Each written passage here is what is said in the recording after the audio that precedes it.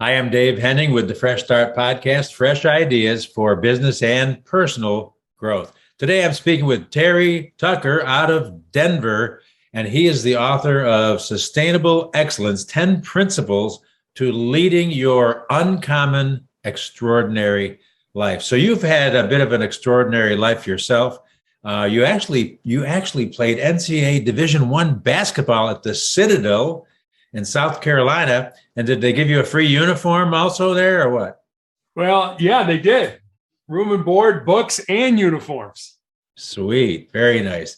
So what was that like for you playing some basketball at that level? What was that like? Was that fun? Oh, it was a blast. I mean, it really was interesting. My senior year, they had a thing called the North-South doubleheader, and they would take two teams from North Carolina, two teams from South Carolina. The South Carolina teams were my school, the Citadel, and Furman. The North Carolina school teams were North Carolina and North Carolina State. And this was 1982, Michael Jordan's freshman year at North Carolina. So on Friday night, I got to play against Jordan and, James Worthy and Sam Perkins and all of the North Carolina team, who went on and won the national championship that year, 1982.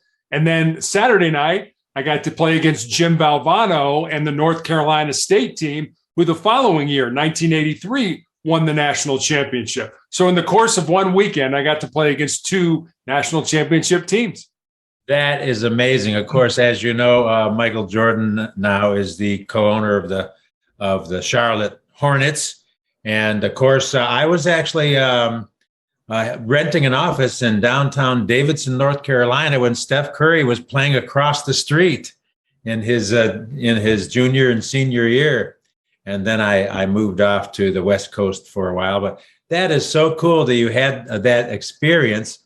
And then this is even cooler in a matter of opinion, right? That you actually work for the corporate headquarters of Wendy's outside of Columbus, Ohio. That's fantastic. I have nieces and nephews in that area. Yeah, that was my first job out of school. They were looking for a field marketing trainee, and I was all set to make my mark on the world with my newly obtained business administration degree. And, I look back now, what a knucklehead I was to think I knew anything about business just because I had a degree. And I honest to God, Dave, I think I spent the first 2 months basically making copies and gassing up the company cars of the field marketing managers. That was what I was doing with my college degree. Exactly. Yes, I've met so many people. I heard a statistic that 80 or more percent of college graduates actually never end up working in the field that they studied for. And of course, that statistic, there's also now most of us have at least maybe 4 or 5 different careers or jobs in our lifetime. And hey, that's just the nature of it. But you also had an experience how you worked, a lot of stuff you want to talk about a little bit here. Your daughter was born in Cincinnati and you became a police officer you were a SWAT hostage negotiator. Oh, that's intense. Wow. It was. I got into law enforcement kind of late in life. I was a 37-year-old rookie policeman. So, I've always sort of strived in my life to be part of the best. And SWAT was, they get the best equipment, they get the best training. So when an opportunity came available, I jumped at it and, had to go through all the hoops, do the physical training, all the psychological, background checks, all that kind of stuff, interviews. But I was fortunate enough to get on, and it was a great ride. Yeah. And then your wife had a job transfer. You ended up in Southern California. Tell me a little bit about that. Well, actually, when we first got married, we ended up in Santa Barbara. It was funny because I'd always wanted to be in law enforcement. And one day I got a circular in the mail for Santa Barbara City College. And I never leaf through these things, but here one day I'm leafing through it and it's like, here, take this class and you can apply to be a reserve police officer with any agency within the state of California. So, my wife married me when I was sort of a suit and tie, 8 to 5, Monday through Friday hospital administrator. And, one night at dinner, I'm kind of like, well, how am I going to bring this up now? So it was just basically, hey, hon, I'd really like to try this and see how it goes. And she was incredibly supportive. And once I got out there, I used to work all week at my regular job. And then on Friday nights, I would come home, put on my uniform, go to roll call and work all night. And my wife used to say, you'd come home Saturday morning exhausted, but you had this big grin on your face. And I kind of figured you found what you were supposed to do with your life. Yeah. Yeah. Wow. And so many experiences that you've had. And then 2012 came. Tell me a little bit about what happened there. So 2012, we were living in Texas, and I was a girls' high school basketball coach, and I also had my own school security consulting business. And it was during basketball season. I had a callus break open on the bottom of my foot, right below my third toe. And I didn't think much of it initially because as a coach, you're on your feet a lot. But after a couple of weeks, it didn't heal. I went to see a podiatrist, a foot doctor friend of mine, and he took an x-ray and he said, Terry, I think you have a cyst in there and I can cut it out. And he did. And he showed it to us. It was just a little gelatin sac with some white fat in it. But he said, you know what? I'm going to send it off to pathology anyway. So he did. And then 2 weeks later, I get a call from him. And as I mentioned, he was a friend of mine. And the more difficulty he was having telling me what was going on, the more frightened I was becoming, until he just kind of laid it out for me. He said, Terry, I've been a doctor for 25 years. I have never seen this form of cancer. You have a rare form of melanoma that appears on the bottom of the feet or the palms of the hands. And I recommend you go to MD Anderson Cancer Center in Houston to be treated. And so I did. And, I had a surgery to remove the bottom part of my foot. I had all the lymph nodes in my groin removed. And then when I healed, my oncologist put me on a drug called Interferon. Basically, as she said, to kind of kick the can down the road. We're trying to, buy you more time. This is not going to be a cure, but hopefully it'll keep the disease at bay. The side effects of interferon were I had flu-like symptoms for 2 to 3 days every week after each injection. And I took those weekly injections for almost 5 years. So imagine having the flu every week for 5 years. And again, I'm not being cured. I'm just trying to keep the disease at bay. 2017, the drug became so toxic to my body that I ended up in the intensive care unit with a fever of 108 degrees, which usually isn't compatible with being alive, but I got saved there as well. And as soon as the drug was stopped, it obviously had to be stopped after that kind of toxicity, the cancer came back in exactly the same place that it had presented. And my only option after that in 2018 was to have my left foot amputated. It worked its way up my leg in 2019 into my shin. I had 2 more surgeries. And then last year, an undiagnosed tumor kind of in my ankle area grew large enough that it fractured my tibia. And my only recourse in the middle of the pandemic was to have my left leg amputated above the knee. And I also found out I had tumors in my lungs, which I'm being treated for now. Oh, my goodness. Wow. And I'm familiar with MD Anderson. My brother-in-law went through treatments there as well for a long time, actually. So, wow. And yet, here you are. You've written your book. You're here to tell people your story. And, what would you like to share with our listeners and viewers that they can take away from your circumstances? I think a couple things. First of all, we're all going to experience pain in our lives. And it doesn't have to be cancer pain or even any kind of an illness. I mean, you could flunk a test at school or break up with your boyfriend or your girlfriend or not get the promotion at work that you think you deserve. Pain is inevitable.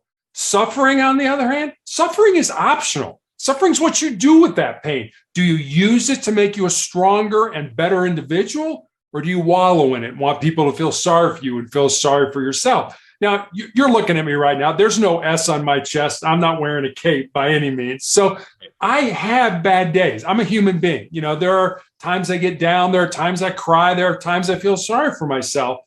But I remember whenever those times happen, I remember these 2 stories.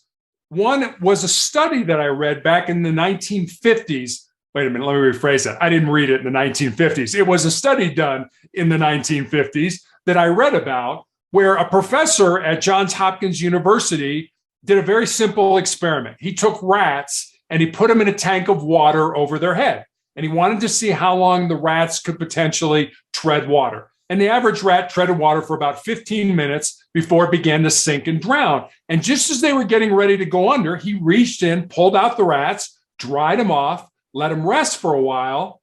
And then after a while, he put them back in that exact same tank of water.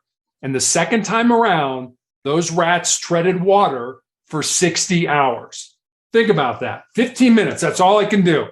Now I can do it for 60 hours, which said to me two things. Number one, the importance of hope in our lives. We have to hope for something, that life is going to get better, or we're striving for something better.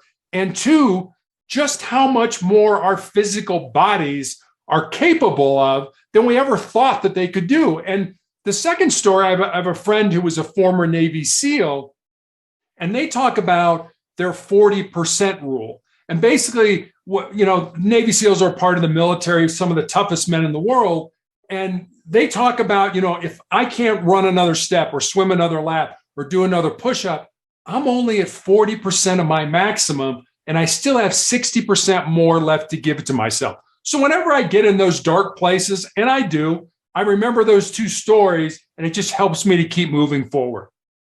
And as you said, last year and going into this year has been a nightmare for many, many people as well, for a variety of reasons. And you even said yourself there were times when you felt so poorly that you were in that much agony that you prayed to die. And unfortunately, that's not unusual when you think about it, right?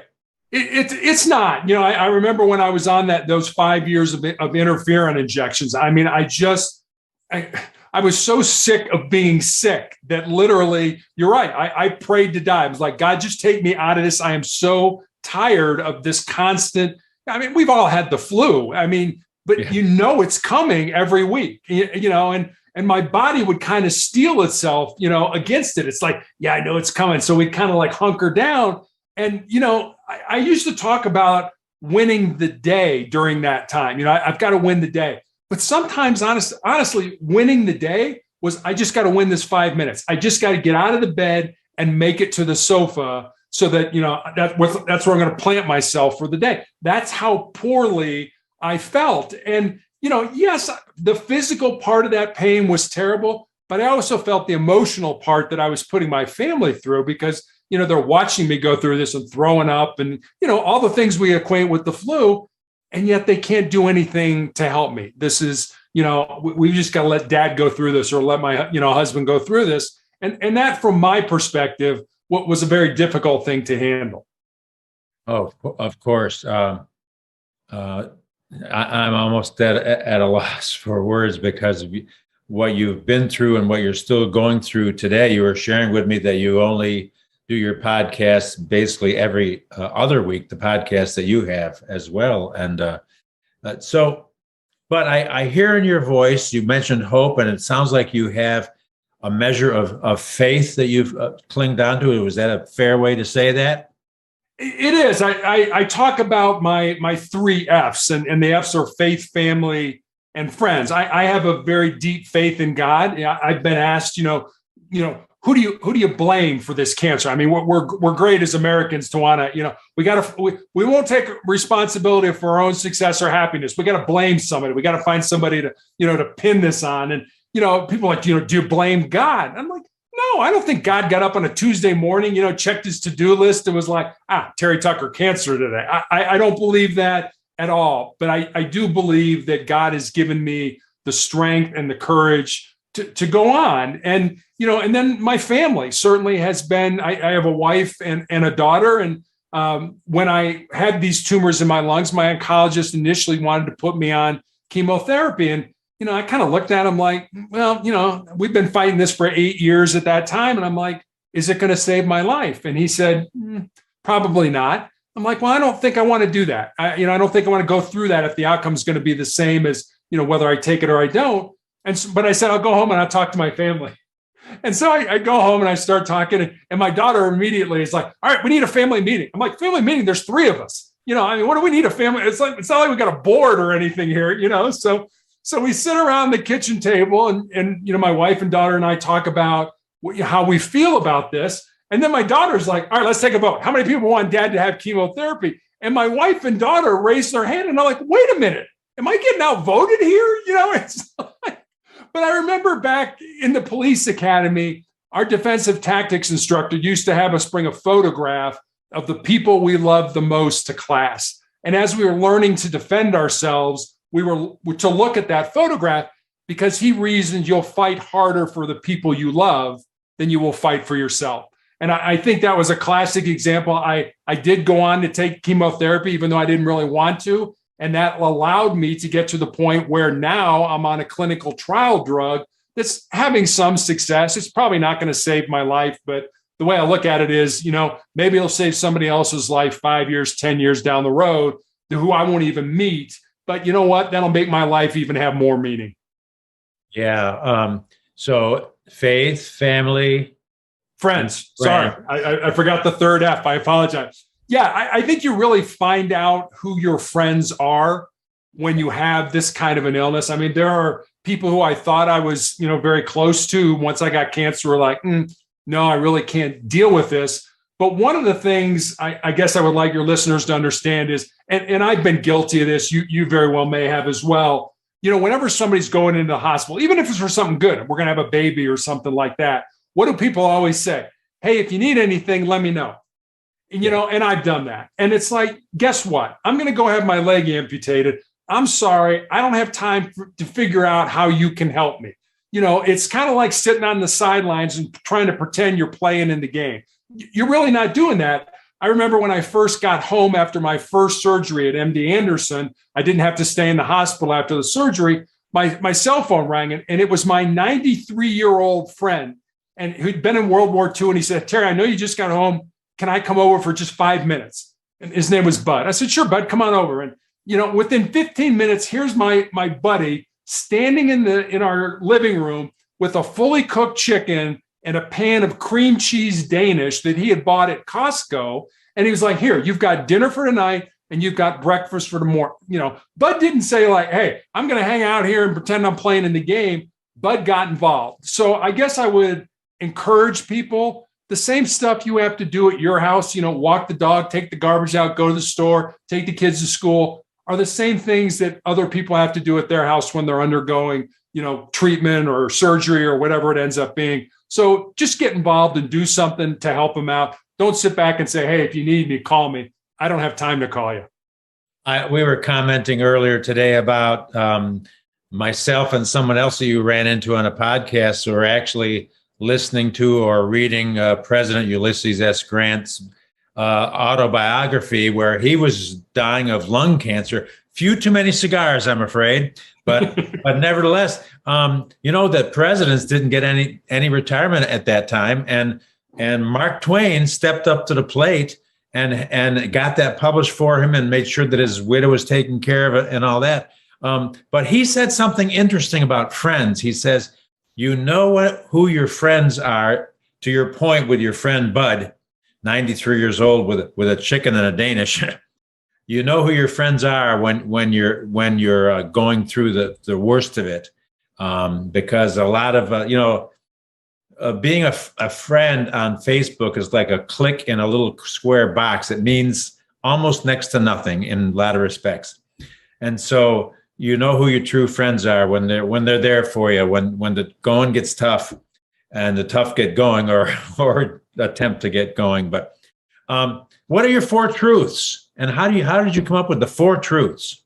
So the four truths are just things that I've learned over this journey through cancer, and I kind of equate them to sort of the bedrock of my soul. They're just a good place to build a life off of. And I'll give them to you right now. They're just one sentence. I have them written here on a Post-it note that I see multiple times during the day. So the first one is, you need to control your mind, or your mind is going to control you.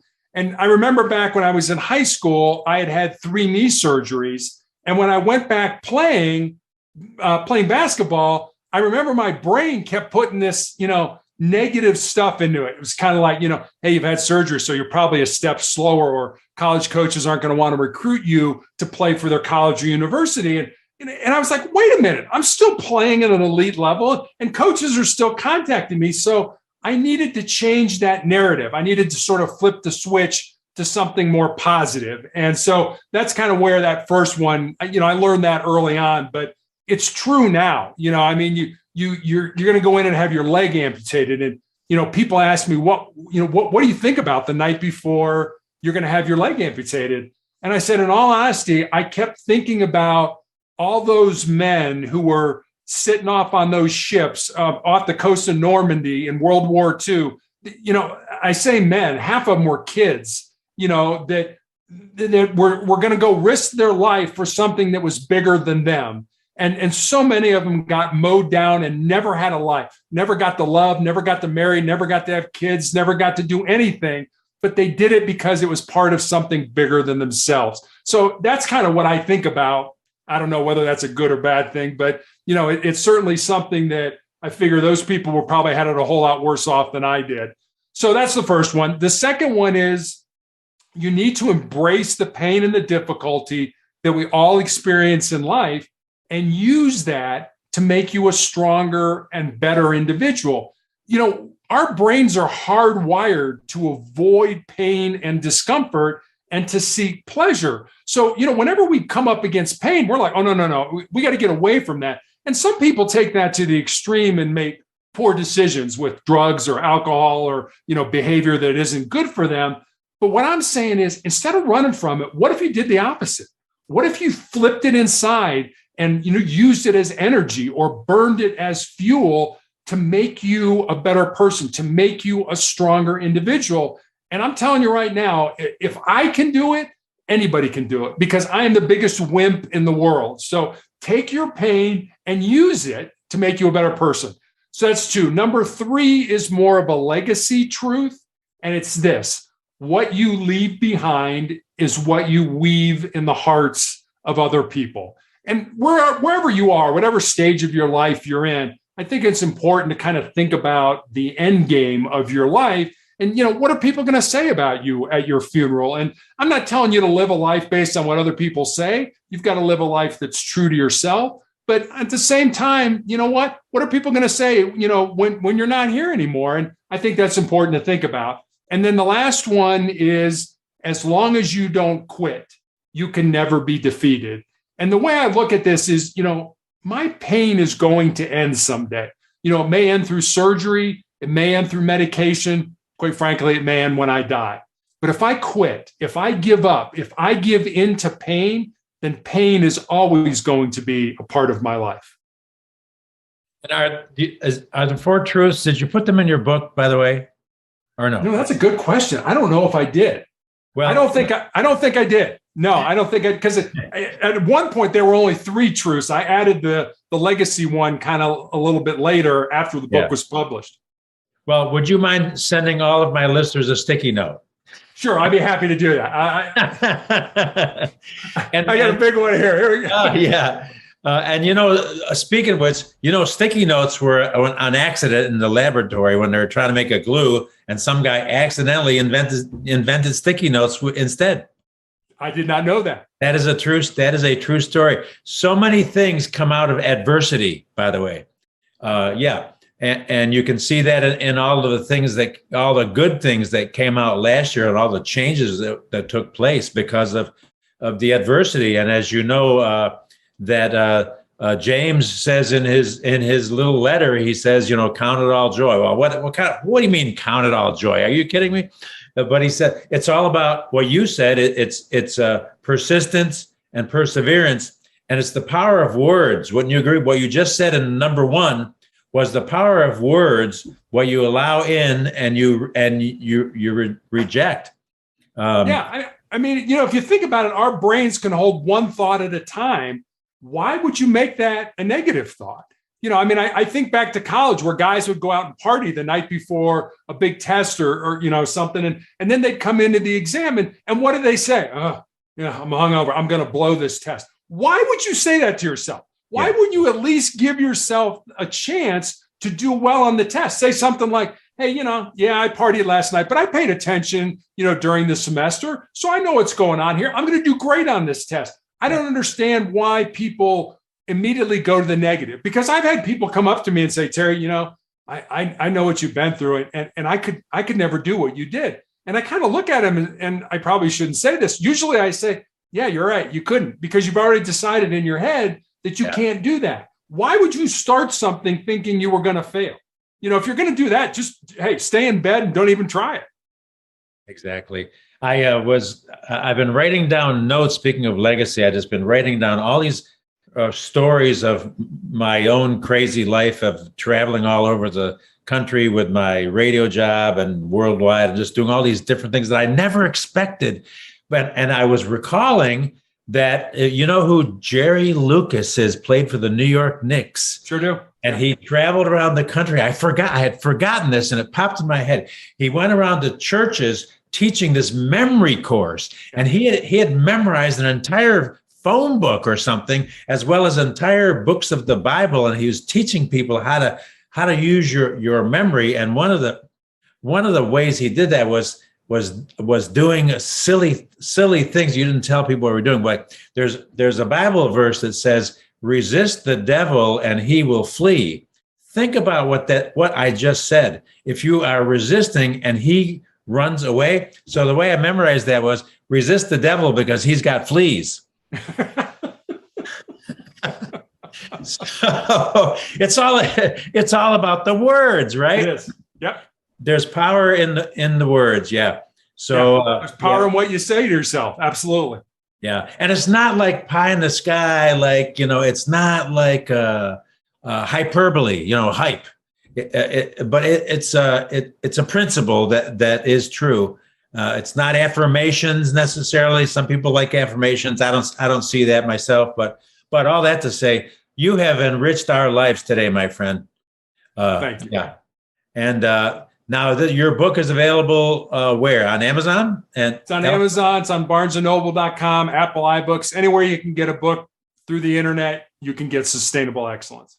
And I'm speaking with Terry Tucker from Denver. I'm Dave Henning with the Fresh Start Podcast, fresh ideas for business and personal growth. And Terry, I did want to ask you one more question, which I like to ask everybody. And what was your very first job ever when you were a kid or a teenager?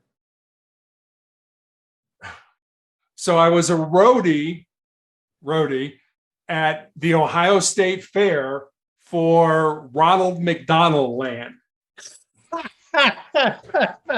I would get there in the morning and I would set up the speakers, you know, and they had all the characters that would, you know, do a little play for all the little kids. So yeah, I was kind of a roadie at the Ohio State Fair. I was like 14 years old or something like that. Oh my gosh, I thought you were going to say Leonard Skinner or something. No. I have had the most fun with that question because these amazing, successful entrepreneurs and small business owners, I asked them that one question at the very end. You would not believe. I'm not going to repeat all the amazing stories that I've heard, but that was a classic for sure. And listen, I appreciate you being with me, and I want to encourage our listeners. If you are people of faith of any kind, I just ask that you would pray for Terry. I would appreciate all the prayers I can get. I mean, God works in mysterious ways. And when, you know, I pray an hour every morning, and I pray for myself, absolutely. But there are so many people I've met along this cancer journey that I pray for them as well. So I very much believe in the power of prayer. Yeah. And you shared with something earlier about your other two friends that you were traveling this journey with. Are you comfortable in just kind of sharing what you told me? Sure. So I'm on, as I mentioned, this clinical trial drug. And initially there were 7 of us that started on this journey. The drug did not work for 4 people, and they were taken off pretty early on and moved on to something else. But there were 3 of us that, you know, we were getting the treatment on the same day. We were seeing the doctor on the same day. We were together for quite a while. And the last couple months, I have lost both of them. The cancer came back in a way that took their lives. And so I'm kind of the last man standing in this. And I kind of feel like I have a responsibility to sort of keep this legacy going and keep their memory alive by continuing to do these treatments.